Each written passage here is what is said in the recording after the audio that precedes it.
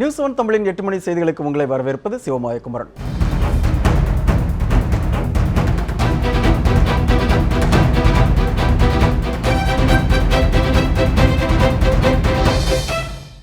அதிமுக சட்டமன்ற கட்சித் தலைவராக அக்கட்சியின் பொதுச் செயலாளர் வி.கே. சசிகலா தேர்ந்தெடுக்கப்பட்டுள்ளார். தமிழகத்தின் முதல்வராகவும் அதிமுக பொதுச் செயலாளராகவும் இருந்த ஜெயலலிதாவின் மறைவை அடுத்து அதிமுகவின் பொதுச் செயலாளராக வி.கே. சசிகலா கடந்த டிசம்பர் மாதம் தேர்ந்தெடுக்கப்பட்டார். அவர் எந்நேரமும் முதல்வர் பதவியை ஏற்க வாய்ப்புள்ளதாக கூறப்பட்டது. இந்நிலையில் இன்று போயஸ் கார்டனில் அதிமுக மூத்த நிர்வாகிகளின் ஆலோசனை கூட்டம் நடைபெற்றது. முதல்வர் ஓ பன்னீர்செல்வம் உள்ளிட்ட கட்சியின் மூத்த நிர்வாகிகள் இந்த கூட்டத்தில் பங்கேற்றனர். பின்னர் அதிமுக எம்எல்ஏக்கள் கூட்டம் சென்னை ராயப்பேட்டையில் உள்ள கட்சி தலைமை அலுவலகத்தில் நடைபெற்றது. இதில் வி.கே. சசிகலாவின் பெயரை சட்டமன்ற கட்சித் தலைவர் பதவிக்கு முதல்வர் ஓ பன்னீர்செல்வம் முன்மொழிந்தார். அதிமுக சட்டமன்ற கட்சித் தலைவராக வி.கே. சசிகலா ஒருமனதாக தேர்ந்தெடுக்கப்பட்டார். இதனையடுத்து தமிழகத்தின் புதிய முதலமைச்சராக வி.கே. சசிகலா பதவியேற்க உள்ளார். ஓ பன்னீர்செல்வம் தனது முதல்வர் பதவியை ராஜினாமா செய்துள்ள நிலையில் ஆளுநர் வித்யாசாகர் ராவை சந்தித்து தமது தலைமையில் புதிய அமைச்சரவை அமைப்பதற்கான உரிமையை வி.கே. சசிகலா கோருவார்.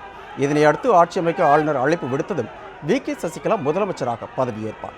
தமிழகத்தின் 12வது முதலமைச்சராக பதவியேற்க உள்ள வி.கே. சசிகலா ஜானகி ராமச்சந்திரன், ஜெயலலிதா ஆகியோரை தொடர்ந்து தமிழகத்தின் 3வது பெண் முதல்வர் என்கிற பெருமையையும் பெறவுள்ளார். தமிழக முதலமைச்சர் ஓ பன்னீர்செல்வம் தனது பதவியை ராஜினாமா செய்துள்ளார். சற்று முன்னர் அவர் தனது ராஜினாமா கடிதத்தை ஆளுநர் வித்யாசாகர் ராவுக்கு அனுப்பி வைத்துள்ளார். அதில் தனிப்பட்ட காரணங்களுக்காக தான் முதல்வர் பதவியை ராஜினாமா செய்வதாக குறிப்பிட்டுள்ளார். அதிமுக சட்டமன்ற கட்சித் தலைவராக வி.கே. சசிகலா தேர்வு செய்யப்பட்டதை அடுத்து ஓ பன்னீர்செல்வம் முதலமைச்சர் பதவியை ராஜினாமா செய்துள்ளார்.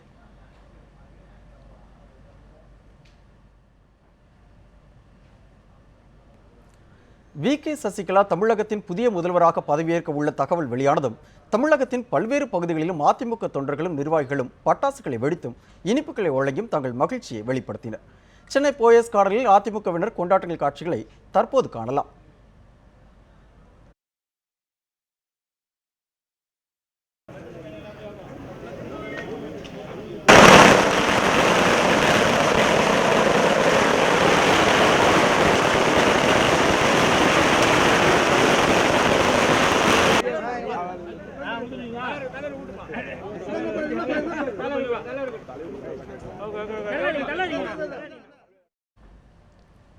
திருவாரூர் மாவட்டம் மன்னார்குடி அருகே உள்ள சுந்தரக்கோட்டையில் வி.கே. சசிகலாவின் சகோதரர் திவாகரன் இல்லத்தில் அதிமுக தொண்டர்கள் பட்டாசுகளை வெடித்தும் இனிப்புகளை வழங்கி கொண்டாடிய காட்சிகளை இப்போது பார்க்கலாம்.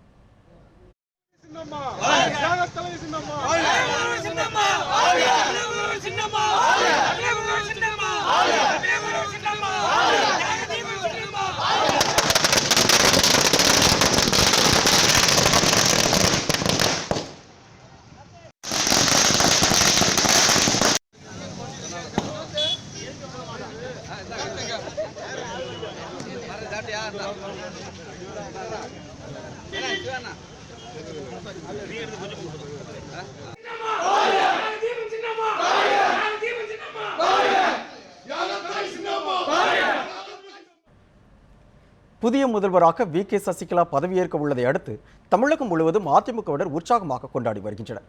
கோவை ரேஸ்கோர்ஸ் சாலையில் உள்ள தெற்கு தொகுதி சட்டமன்ற உறுப்பினர் அலுவலகம் முன்பு அதிமுகவினர் ஏராளமானோர் பொதுமக்களுக்கு இனிப்பு வழங்கியும் பட்டாசுகளை வெடித்தும் தங்கள் மகிழ்ச்சியை வெளிப்படுத்தினர்.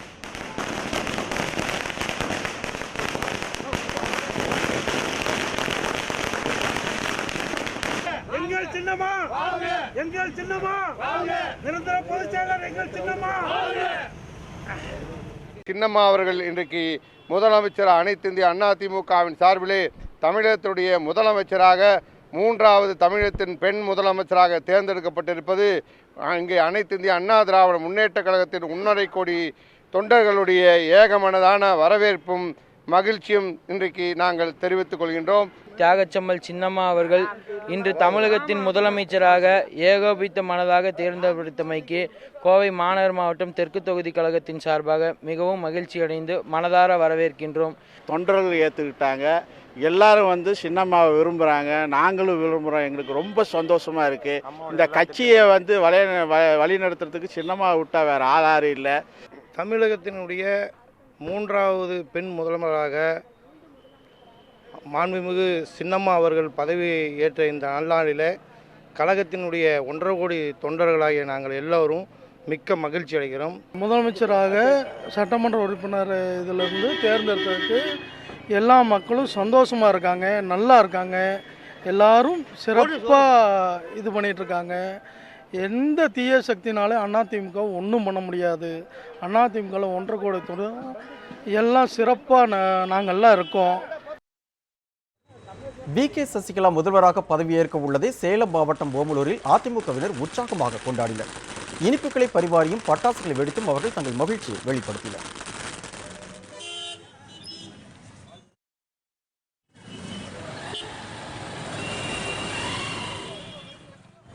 மாண்புமிகு சின்னம்மா அவர்களை முதலமைச்சராக தேர்ந்தெடுத்து அம்மாவின் வழியில் சின்னம்மா நல்வழியில் கொண்டு போவார் என எங்கள் ஓமலூர் சட்டமன்ற கழகத்தின் சார்பாக நம்பிக்கையோடு தெரிவித்துக்கொள்கிறேன். அந்த சந்தோஷத்தில் ஓமலூரில் இனிப்பு வழங்கி பட்டாசு வெடித்து கொண்டாடி. தூத்துக்குடி மாவட்டம் ஸ்ரீவைகுண்டம் அருகே உள்ள சேதுங்கநல்லூரில் அதிமுகவினர் பட்டாசுகளை வெடித்து தங்கள் மகிழ்ச்சியை வெளிப்படுத்தினர்.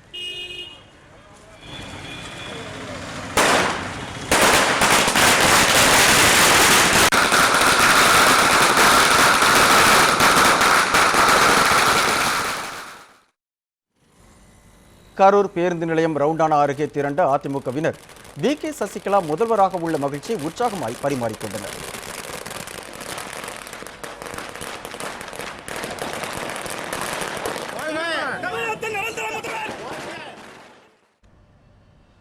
அதிமுக சட்டமன்ற கட்சித் தலைவராக வி.கே. சசிகலா தேர்ந்தெடுக்கப்பட்டது குறித்து அக்கட்சி பிரமுகர்கள் தெரிவித்த கருத்துக்களை தற்போது பார்க்கலாம். தமிழக வரலாற்றிலும் அண்ணா திராவிட முன்னேற்ற கழகத்தின் வரலாற்றிலும் பொன்னெழுத்துக்களால் பொறிக்கப்பட வேண்டிய வெற்றி. மாண்புமிகு சின்னம்மா அவர்கள் இந்த கழகத்திற்கு செய்த தொண்டு, தமிழ் மக்கள் மீது அவர்களுக்கு இருக்கின்ற பற்றிற்கு அவர் முதல்வராகிறார் என்பது ஒவ்வொரு தமிழும் மகிழ்ச்சியாகவும் பெருமையாகவும் அதனை ஏற்றுக்கொள்கிறார்கள்.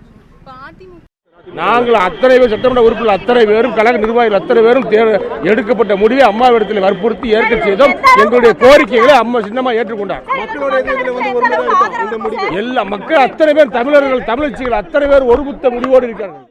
இன்றைக்கும் எங்கள் அனைவருடைய மனதிலும் இருந்த ஆவல், எண்ணம், ஆசை அவர்கள் முதலமைச்சராக ஒரே இடத்திலேயே கழகமும் ஆட்சியும் ஒன்றாக இருக்கும் பட்சத்திலே அனைவரும் சிறப்பாக ஆட்சி செய்யக்கூடிய கோரிக்கைகள், மக்களுடைய கோரிக்கைகளை தீர்க்கக்கூடிய வகையில் இருக்கும்.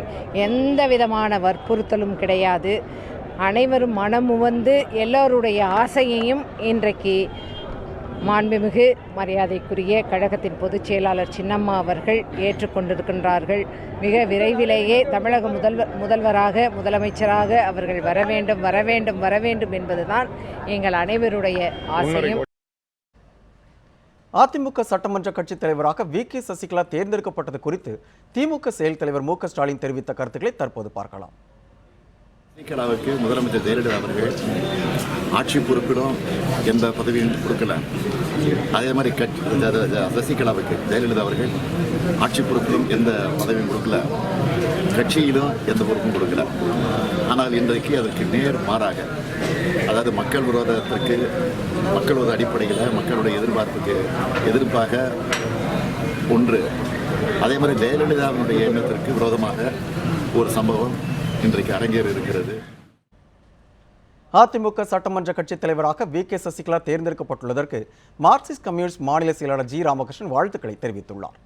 இதுகுறித்து அவர் வெளியிட்டுள்ள அறிக்கையில், அதிமுகவின் சட்டமன்ற கட்சித் தலைவராக தேர்ந்தெடுக்கப்பட்டு தமிழகத்தின் புதிய முதல்வராக உள்ள வி.கே. சசிகலாவுக்கு வாழ்த்துக்களை தெரிவித்துக் கொள்வதாக கூறியுள்ளார். இந்த மாற்றம் தொடர்பாக மக்கள் மனதில் உள்ள கருத்துக்களை உணர்ந்து வி.கே. சசிகலா செயல்படுவார் என தான் நம்புவதாகவும் ஜி. ராமகிருஷ்ணன் தனது அறிக்கையில் தெரிவித்துள்ளார்.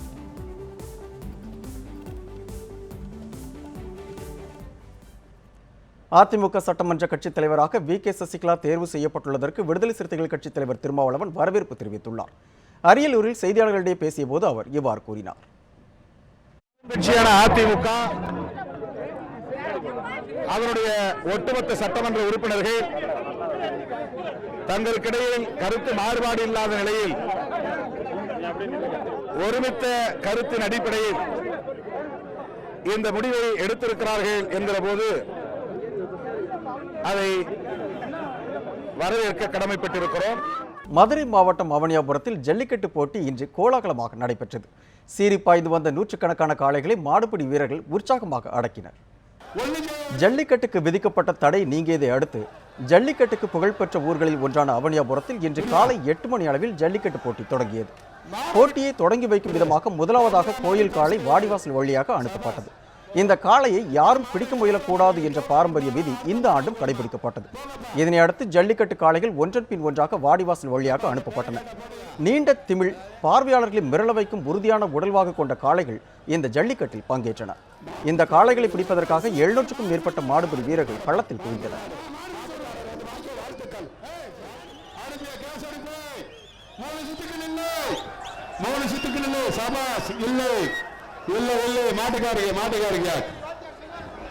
மாட்டுக்காரர்களுக்கு பரிசை வழங்கிக் கொண்டிருப்பவர்கள் Vasanth and Co and Meenakshi மருத்துவமனை. சபாஸ். இல்ல இல்ல இல்ல இல்ல நாட்டுக்கார கொடுப்பா நாட்டுக்கார கொடுப்பா வேமா கொடுப்பா வேமா குரு நாட்டுக்கார குரு அடுத்த மாடு மாடுகளை பிடிக்கும் ஜல்லிக்கட்டு வீரர்களுக்கு சைக்கிள், மொபட், பீரோ உள்ளிட்ட பல்வேறு பரிசுகள் உடனுக்குடன் வழங்கப்பட்டன.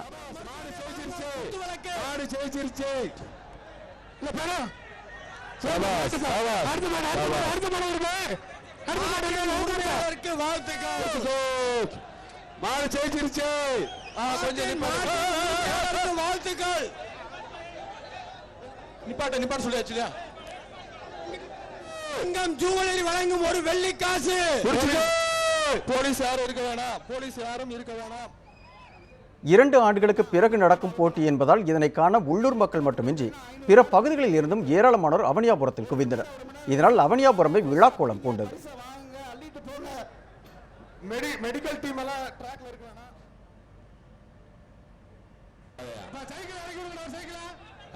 ஜல்லிக்கட்டு போட்டியில் பங்கேற்ற வீரர்கள் சில பேர் காயமடைந்தனர். இவர்களில் 15 பேர் மேல் சிகிச்சைக்காக மதுரை அரசு மருத்துவமனைக்கு கொண்டு செல்லப்பட்டனர்.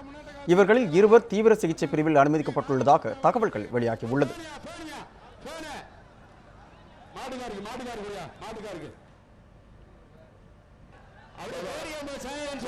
அவனியாபுரத்தில் ஜல்லிக்கட்டு களத்திற்கு வந்திருந்த காளைகள் ஒன்றன் பின் ஒன்றாக வாடிவாசலில் இருந்து திடலுக்குள் அவிழ்த்து விடப்பட்டன.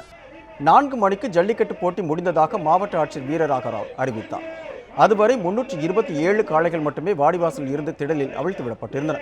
4 மணிக்கு ஜல்லிக்கட்டு முடிந்ததால் எஞ்சியிருந்த காளைகள் அனைத்தும் ஒரே நேரத்தில் அவிழ்த்து விடப்பட்டு அவற்றுக்கான பரிசுகளும் வழங்கப்பட்டன.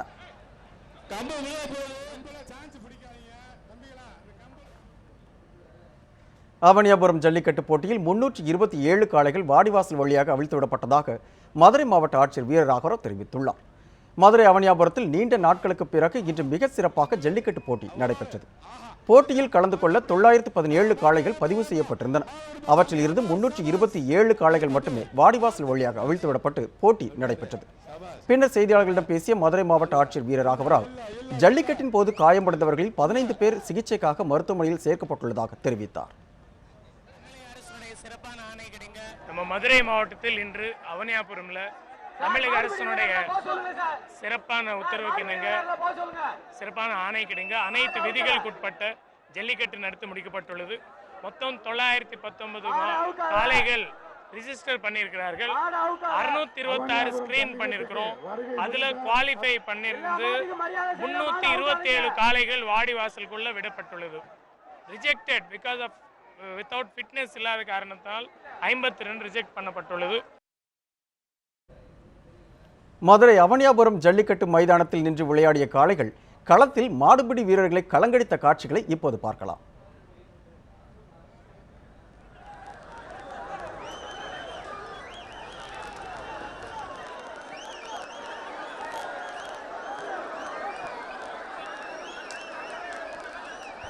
இல்ல இல்ல இல்ல இல்ல இல்ல இல்ல பிடிச்சு பாரு பிடிச்சு பாரு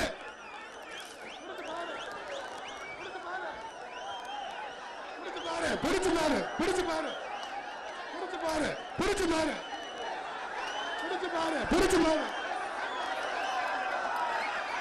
ஏய் கதவு திறக்கணும் ஜெயக கதவு திறக்கணும் கதவு திறக்கணும் ஏய் கதவு திறக்கணும் சொல்லு கதவு திறக்கணும் கதவு திறக்காத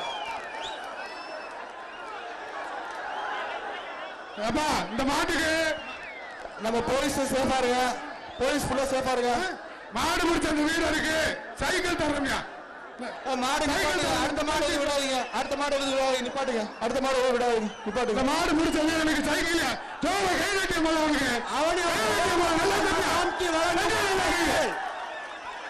கேளு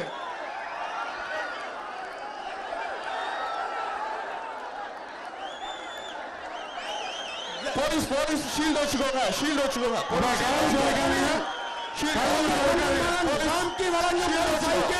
ஷீல்ட கரெக்டா ப்ராப்பரா பிடி.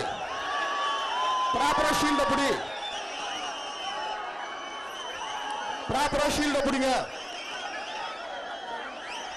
போலீஸ் ஒரு குத்து வழிவிடு. மாடு போக வழிவிடு. காளைய போட வழிவிடு. முதல்ல காளைய போக வழிவிடு. தம்பி விடு. காளைய போக வழிவிடு. மாட விடுப்பா. ஐயா மாட விட்டுறியா? முடிஞ்சு விடப்பா. பரிசு தம்பி, பரிசு உங்களுக்கு தான்.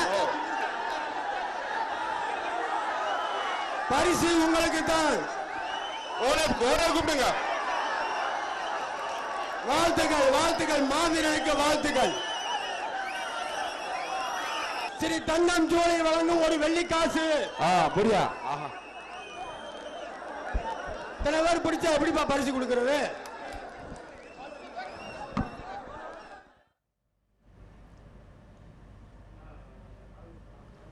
நாமக்கல் மாவட்டம் பொட்டிரெட்டிப்பட்டியில் நடைபெற்ற ஜல்லிக்கட்டு போட்டியில் ஏராளமான மாடுபிடி வீரர்கள் பங்கேற்று சீறி பாய்ந்த காளைகளை தீரத்துடன் அடக்கினர்.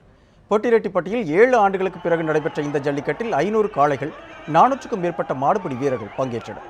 ஜல்லிக்கட்டில் பங்கேற்றுள்ள காளைகளும் மாடுபிடி வீரர்களும் உரிய மருத்துவ பரிசோதனைக்கு பிறகே போட்டிக்கு அனுமதிக்கப்பட்டனர். ஜல்லிக்கட்டை மாவட்ட ஆட்சியர் ஆசியா மரியம் உறுதிமொழி வாசித்து தொடங்கி வைத்தார். அதனைத் தொடர்ந்து வாடிவாசல் திறக்கப்பட்டதும் சீறி பாய்ந்த காளைகளை மாடுபிடி வீரர்கள் உற்சாகத்துடன் போட்டி போட்டு அடக்கினர். ஜல்லிக்கட்டு காளைகளை அடக்கிய வீரர்களுக்கு உடனுக்குடன் பரிசுகளும் வழங்கப்பட்டன.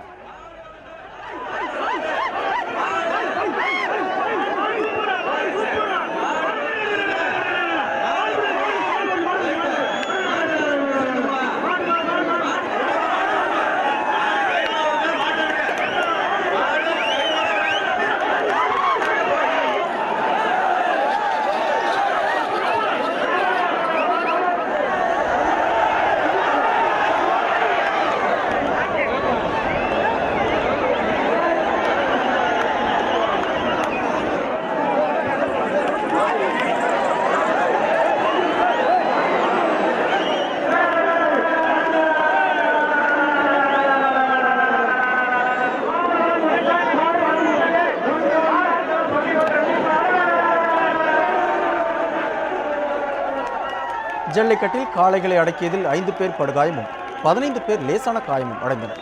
அவர்கள் அனைவரும் போட்டி நடைபெறும் களத்தில் தயார் நிலையில் இருந்த 108 ஆம்புலன்ஸ் மூலம் உடனடியாக மருத்துவமனைக்கு சிகிச்சைக்காக அழைத்து செல்லப்பட்டனர். ஜல்லிக்கட்டு பாதுகாப்பு பணியில் 300க்கும் மேற்பட்ட போலீசார் ஈடுபட்ட நிலையில் ஆயிரக்கணக்கான மக்கள் போட்டியை காண்பதற்காக திரண்டனர்.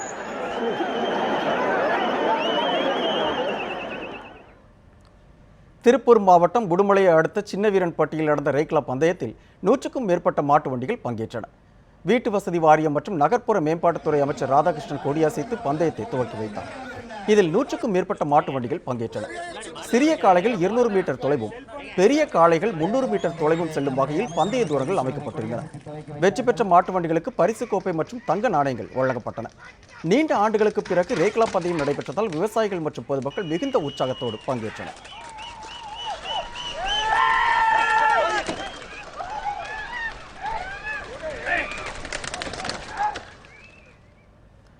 மதுரை அலங்காநல்லூர் ஜல்லிக்கட்டு போட்டிக்கான கால்கோள் விழா தமிழக வருவாய்த்துறை அமைச்சர் ஆர்பி உதயகுமார் தலைமையில் இன்று நடைபெற்றது. உலக புகழ்பெற்ற மதுரை அலங்காநல்லூர் ஜல்லிக்கட்டு போட்டிகள் வரும் 10ஆம் தேதி நடைபெறவுள்ள நிலையில் ஜல்லிக்கட்டு போட்டிக்கான கால்கோள் விழா இன்று தொடங்கியது. இந்த நிகழ்ச்சியில் தமிழக வருவாய்த்துறை அமைச்சர் ஆர்பி உதயகுமார் விழாவை துவக்கி வைத்தார். பின்னர் ஜல்லிக்கட்டு போட்டி நடைபெறும் வாடிவாசல் பகுதிகளை ஆய்வு செய்ததுடன் விழாவை காண வருவோர்களுக்கான பார்வையாளர் மாடம் அமைப்பது குறித்தும் விழா குழுவினருடன் அமைச்சர் ஆர்பி உதயகுமார் ஆலோசனை நடத்தினார். பின்னர் செய்தியாளர்களிடம் பேசிய அவர் ஜல்லிக்கட்டு விழாவுக்கான பாதுகாப்பு மற்றும் காளைகள் மாடுபிடி வீரர்களுக்கான மருத்துவ வசதி, ஆம்புலன்ஸ் வசதிகள் மாவட்ட நிர்வாகத்தின் சார்பாக அனைத்து வசதிகள் சிறப்பாக செய்யப்படும் என்றும் தெரிவித்தார். ஒட்டுமொத்தமான நம்முடைய வீரத்தினுடைய அடையாளமாக விளங்குகிற இந்த ஜல்லிக்கட்டை இனி தடையேதும் இல்லை, இனி ஆண்டாண்டு காலத்திற்கும் அன்னை தமிழகத்திலே நடைபெறுகின்ற வகையிலே நிரந்தர வழிவகையை உருவாக்குகின்ற வகையிலே நிரந்தர சட்டத்தை புரட்சி தலைவி அம்மாவுடைய அரசு இன்றைக்கு பெற்று தந்திருக்கிறது. அனைவருடைய அந்த உணர்வை மதித்து இன்றைக்கு பெற்று தந்திருக்கிறது. இந்த வெற்றி உலக தமிழினத்தின் வெற்றி, மாணவ சமுதாயத்தினுடைய உணர்வுகளுக்கு கிடைத்திருக்கிற வெற்றி, இளைய சமுதாயத்தின் உணர்வுகளுக்கு கிடைத்திருக்கிற வெற்றி. மாணவர்கள், இளைஞர்கள், பொதுமக்கள் நடத்திய போராட்டத்தால் தான் ஜல்லிக்கட்டு போட்டி நடைபெறுவதாக திரைப்பட இயக்குனர் அமீர் தெரிவித்துள்ளார். மதுரை அவனியாபுரத்தில் செய்தியாளர்களுக்கு பேட்டியளித்த அமீர் ஜல்லிக்கட்டு பற்றிய தனது படத்தை அடுத்த ஆண்டு வெளியிடப் போவதாக கூறினார். இது உண்மையிலே இன்றைக்கு தான் தமிழருடைய திருநாளாக மக்கள் பூரா கொண்டாடுறாங்கன்னு நான் நினைக்கிறேன். நான் அந்த தமிழருடைய ஒட்டுமொத்த சந்தோஷமும் ஒட்டுமொத்த தமிழக மக்களுடைய போராட்டத்துக்கும் கிடைத்த வெற்றி, இந்த ஜல்லிக்கட்டு நடக்கிறதுக்கு காரணமாக இருந்த மாணவ இளைஞர்கள் பொதுமக்களுக்கும் அதை முறையாக பெற்று தந்த தமிழக அரசுக்கும் என்னுடைய மனமார்ந்த நன்றி. நிச்சயமாக நம்மளுடைய பண்பாடு காக்கப்பட்டுருச்சு, கலாச்சாரம் காக்கப்பட்டுருச்சுன்றது இன்னைக்கு தெரியுது. இன்னைக்கு பார்க்கும் பொழுது அவ்வளவு சந்தோஷமா இருக்கு. காவல்துறையினரும் சரி, பொதுமக்களும் சரி, மாடுபிடி வீரர்களும் சரி, அது அவ்வளோ உற்சாகமாக பார்த்துக்கிட்டு இருக்காங்க. இதுக்கு முன்னாடி ஒரு 3 வருஷத்துக்கு முன்னாடி கூட இந்த ஜல்லிக்கட்டு இவ்வளவு ஆர்ப்பரிப்போட பார்த்துருப்பாங்களான்னு தெரியல. ஒரு பெரிய போராட்டத்துக்கு பின்னால், தடைக்கு பின்னால் நடந்திருக்கிறது. இனி எனக்கு அவனியாபுரமே இப்படி இருக்கும் பொழுது இனி பாலமேடும் ஜல்லிக்கட்டு எந்த அளவுக்கு இருக்குன்னு தெரியல. நான் இன்னும் அதை எதிர்பார்த்துருக்கேன். நானும் ஒரு தமிழனா இதில் கலந்துக்கிறதுல ரொம்ப சந்தோஷப்படுறேன். சென்னை எண்ணூரில் கப்பல்கள் மோதிய விபத்தால் கடலில் பரவிய எண்ணெய் படலத்தை அகற்றும் பணி ஓரிரு நாட்கள் நிறைவடையும் என முதலமைச்சர் ஓ பன்னீர்செல்வம் தெரிவித்துள்ளார். எண்ணூர் கடல் பகுதியில் நடைபெற்று வரும் கச்சா எண்ணெயை அகற்றும் பணியை முதலமைச்சர் ஓ பன்னீர்செல்வம் நேரில் பார்வையிட்டு ஆய்வு செய்தார். முதலமைச்சருடன் அமைச்சர்கள் பெஞ்சமின், ஜெயக்குமார், தமிழக அரசின் தலைமைச் செயலாளர் கிரிஜா வைத்தியநாதன் உள்ளிட்டோரும் எண்ணெய் படலம் பரவிய கடல் பகுதியை பார்வையிட்டனர். பின்னர் செய்தியாளர்களுக்கு பேட்டி அளித்த முதலமைச்சர் ஓ பன்னீர்செல்வம் எண்ணெய் படலத்தை அகற்றுவதில் 95% பணிகள் முடிவடைந்துள்ளதாகவும் ஓரிரு நாட்களில் முழுமையாக பணிகள் நிறைவடைந்துவிடும் என்றும் தெரிவித்தார். கச்சா எண்ணெய் கடலில் பரவியதால் மீன்களுக்கு எந்த பாதிப்பும் இல்லை என சான்றிதழ் பெற்றுள்ளதால் மக்கள் அச்சப்பட தேவையில்லை என அவர் கேட்டுக்கொண்டார். மீனவர்களுக்கு உரிய இழப்பீடு வழங்கப்படும் என்றும் அப்போது அவர் உறுதியளித்தார்.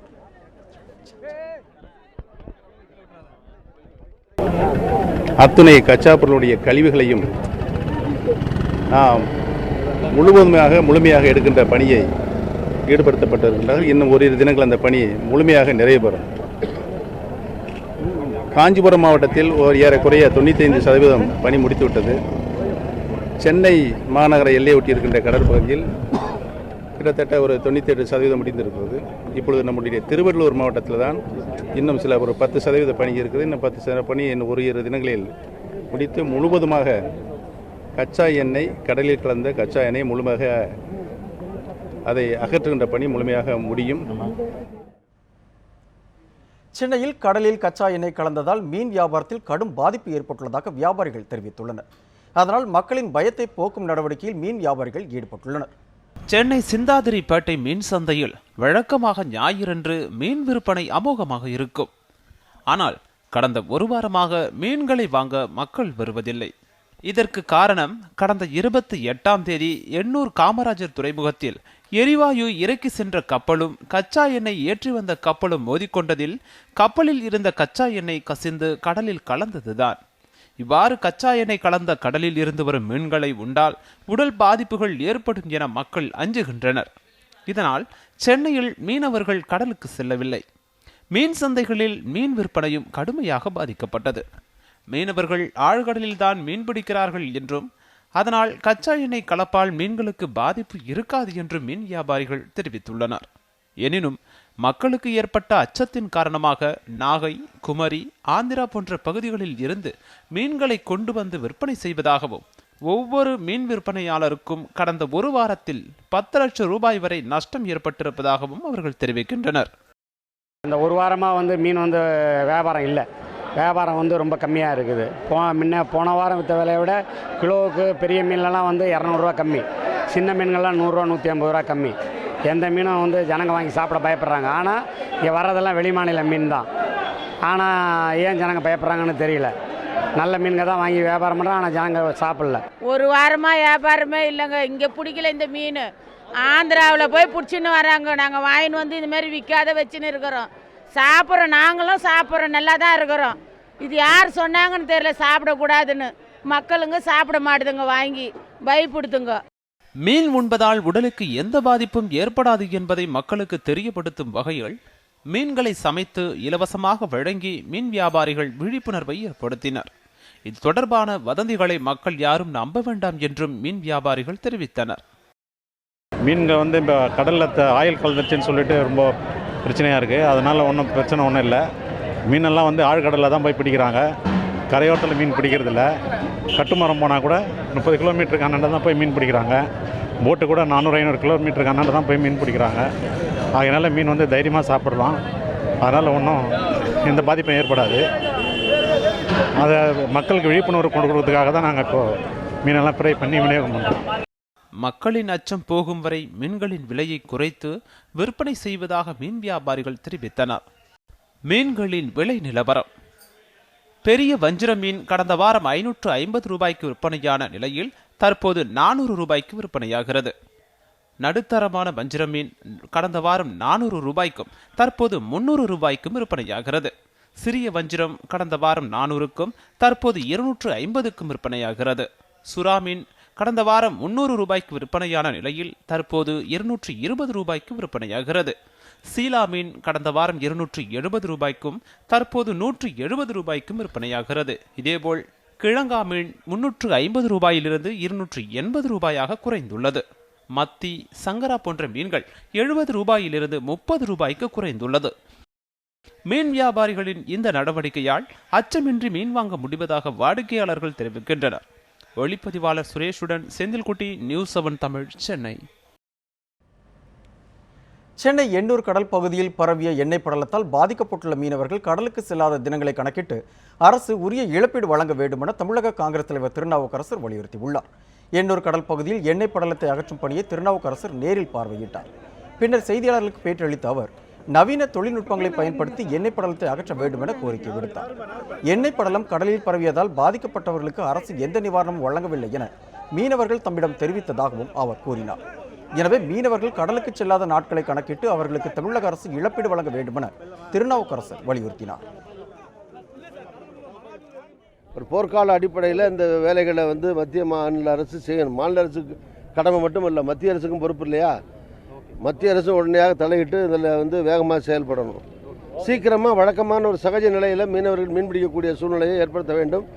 இடைக்கால நிவாரணமாக தொழில் செய்யாமல் பாதிப்படைந்திருக்கிற கஷ்டத்திடக்கூடிய மீனவர்களுக்கு உடனடியாக உதவி தொகைகள், அடிப்படை பொருட்கள், எல்லாம் தேவையான பொருட்களை தமிழக அரசு உடனடியாக ஏற்பாடு செய்ய வேண்டும், வழங்க வேண்டும். எண்ணூர் எண்ணெய் கசிவு விபத்தில் 2 துறைமுக அதிகாரிகளும் உண்மை நிலையை சொல்லாமல் முரணான தகவல்களை அளித்து வருவதாக திமுக செய்தி தொடர்பு செயலாளரும் மாநிலங்களவை உறுப்பினருமான TKS இளங்கோவன் குற்றம் சாட்டியுள்ளார். சென்னை தேனாம்பேட்டை அன்பகத்தில் செய்தியாளர்களிடம் பேசிய அவர் கடலில் பரவியுள்ள எண்ணெய் படலத்தை மந்த கதியில் அகற்றி வருவதாக அவர் தெரிவித்தார். அறிவியல் பூர்வமான நடவடிக்கைகள் இறங்கி மீனவர்களின் வாழ்வாதாரத்தை காக்க அரசு நடவடிக்கை எடுக்க வேண்டும் எனவும் அவர் வலியுறுத்தினார். முதலில் துறைமுகங்கள் இது போன்ற ஒரு விபத்து நடந்ததாகவே காட்டவில்லை, சொல்லவில்லை. விபத்தே நடக்கவில்லை என்றார்கள். பிறகு எண்ணெய் கசிவு இல்லை என்றார்கள். இந்த எண்ணெய் கசிவு 1 டன் அளவிற்கு தான் இருக்கிறது என்றார்கள். இன்றைக்கு ஏறத்தாழ 45 டன் எண்ணெய் கசிந்து எண்ணூர் காமராஜர் துறைமுகத்திலிருந்து சென்னை துறைமுகம் வரை உள்ள கடல் பகுதி முழுவதும் எண்ணெய் மயமாக கடல் படலம், எண்ணெய் படலமாக இருக்கிறது. மீன்கள் இறந்து கொண்டிருக்கின்றன. சீமை கருவேல மரங்களை அகற்ற தமிழக அரசு போர்க்கால அடிப்படையில் நடவடிக்கை மேற்கொள்ள வேண்டும் என மதிமுக பொதுச்செயலாளர் வைகோ வலியுறுத்தியுள்ளார். தஞ்சாவூரில் செய்தியாளர்களிடம் பேசிய அவர் சீமை கருவேல மரங்கள் நிலத்தடி நீரை முழுமையாக உறிஞ்சுவதால் தமிழகத்தில் உள்ள கிணறுகளில் தண்ணீர் இல்லை எனவும், எனவே சீமை கருவேல மரங்களை வேரோடு வெட்டிவிட வேண்டும் என்று பொதுமக்களுக்கு வலியுறுத்தினார். இதனை தமிழக அரசு போர்க்கால நடவடிக்கையாக மேற்கொள்ள வேண்டும் என கேட்டுக்கொண்ட வைகோ ஜல்லிக்கட்டை காப்பாற்ற போராடியது போல சீமை கருவேல மரங்களை அகற்றவும் மாணவர்கள் முன்வர வேண்டும் என கேட்டுக்கொண்டார். இந்த சீம கருவேலனுடைய காய்களை ஆடுகள் தின்கின்றன. அந்த ஆடு புழுக்கைகளில் இந்த விதை சேர்ந்து மண்ணில் விழுகுது. லேஸ் தூரலுக்கெல்லாம் முளைக்காது. நல்ல மழை பெய்யுற அன்னைக்கு ஆழமாக வேர் விட்டுரும். அது வேர் விட்ட உடனே ஒரு 2 அடி வளரம் கூட பிடிங்கி போட்டுடணும். இது கண்டினியூஸ் ப்ராசஸாக பண்ணால் தான் இப்போ பல நாடுகளை ஒழிச்சிட்டான்னா ஒரு நாள் வேலை இல்லை. இது ஒரு யுத்தகால நடவடிக்கையாக தொடர்ந்து செய்யணும். அடுத்த ஆண்டு தொடக்கத்தில் சந்திராயன் 2 செயற்கைக்கோள் விண்ணில் செலுத்த திட்டமிட்டுள்ளதாக இஸ்ரோ தலைவர் கிரண்குமார் தெரிவித்துள்ளார். புதுச்சேரி உப்பளத்தில் பெத்தி செமினார் மேல்நிலைப் பள்ளியில் நடைபெற்ற அறிவியல் கண்காட்சியை இஸ்ரோ தலைவர் கிரண்குமார் தொடங்கி வைத்தார். அதன் பின்னர் செய்தியாளர்களிடம் பேசிய அவர் சந்திராயன்-2 செயற்கைக்கோளை 2018ஆம் ஆண்டின் முதல் காலாண்டில் செலுத்த இஸ்ரோ திட்டமிட்டுள்ளதாக தெரிவித்தார்.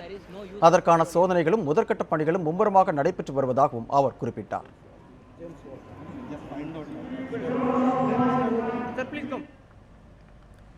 பெரியகுளம் அருகே உள்ள கும்பக்கரை அருவி பகுதியில் சுற்றுலா பயணிகள் கோரிக்கையை ஏற்றி கட்டப்பட்ட கழிப்பிடம் பயன்பாட்டிற்கு கொண்டு வரப்பட்டுள்ளது. கும்பக்கரை அருவிக்கு தேனி மட்டுமல்லாது தமிழகத்தின் பல்வேறு பகுதிகளிலிருந்தும் ஏராளமான சுற்றுலா பயணிகள் வந்து செல்வது வழக்கம். இருப்பினும் அங்கு கழிப்பிடம் உட்பட எந்த அடிப்படை வசதியும் இல்லாததால் சுற்றுலா பயணிகள் பெரும் சிரமத்திற்கு உள்ளாகி வந்தனர். இந்த அவல நிலையை நியூஸ் 7 தமிழ் தொலைக்காட்சி செய்தியாக வெளியிட்டது. இந்நிலையில் அங்கு சுற்றுலா பயணிகளின் நீண்ட நாள் கோரிக்கையை ஏற்று கழிப்பிட வசதியை வனத்துறையினர் ஏற்படுத்தி தந்துள்ளனர். போன தடவை கொஞ்சம் பிரச்சனையாக இருந்தது. இந்த தடவை இப்போ வந்தப்போ பாத்ரூம் வசதியெலாம் நல்லா அடிப்படை வசதியெலாம் நல்லா செஞ்சு வச்சுருக்காங்க. அதனால் பயப்படாமல் எதுவும் இல்லாமல் இருக்குது. ஆனால் குடும்பத்தோட குழந்தைகளோட வர்றதுக்கு இனிமேல் பயப்படாமல் ஜாலியாக சந்தோஷமாக போயிட்டுருக்கலாம். இதனால் நல்லா சுத்தமாகவும் வச்சுருக்காங்க, நீட்னஸாகவும் வச்சுருக்காங்க. சேலம் மாவட்டம் மகுடஞ்சாவடி அருகே கடந்த 9 மாதமாக குடிநீரின்றி தவித்து வருவதால் அரசு அதிகாரிகள் உரிய நடவடிக்கை எடுக்க வேண்டும் என கிராம மக்கள் கோரிக்கை விடுத்துள்ளனர். நடுவநேரி கிராமம் கருங்கல் காட்டு வளவு பகுதியில் 100க்கும் மேற்பட்ட விசைத்தறி மற்றும் விவசாய கூலி தொழிலாளர் குடும்பத்தினர் வசித்து வருகின்றனர். மகுடஞ்சாவடி ஊராட்சி ஒன்றியம் சார்பில் ஆழ்துளை கிணறு மூலமாக அப்பகுதி மக்களுக்கு குடிநீர் வழங்கப்பட்டு வந்தது. இருப்பினும் கடும் வறட்சியால் கடந்த 9 மாதமாக குடிநீர் பற்றாக்குறை ஏற்பட்டுள்ளதால் குடிக்க கூட தண்ணீர் இல்லாமல் மக்கள் அவதிக்கு ஆளாகி வருகின்றனர். குடிநீருக்காக பல கிலோமீட்டர் தூரம் நடக்க வேண்டும் என்பதால் அரசு அதிகாரிகள் உரிய நடவடிக்கை எடுக்க வேண்டும் என கிராம மக்கள் கோரிக்கை விடுத்துள்ளனர்.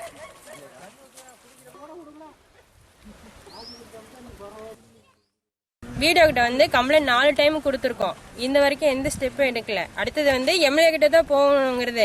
ஆனா எந்த தலைவரும் ஓட்டு கேட்க வந்தாலே கடைசியா இருக்க தொகுதியினால அவங்க எதுவுமே கண்டுக்கவே மாட்டேங்கிறாங்க. நாங்க தண்ணிக்காக 4 கிலோமீட்டர் போறதா இருக்குது. எல்லாம் சின்ன பிள்ளைங்க, பெரியவங்க, வயசானவங்க தான் இருக்காங்க இங்க நிறைய. எல்லாம் கூலி தொழிலாளிங்க தான். தண்ணி வாங்கி குடிக்கிற அளவுக்கு வசதிகள் எதுவும் கிடையாது. அதனால எங்களுக்கு தண்ணி வசதி கூடிய விரைவில் செஞ்சு கொடுக்க மாதிரி நாங்க கேட்டுக்கிறோம். இத்துடன் 8 மணி செய்திகள் நிறைவு பெறுகிறது. அண்மை செய்திகளுக்கு தொடர்ந்து இணைந்திருங்கள் நியூஸ் 7 தமிழோடு.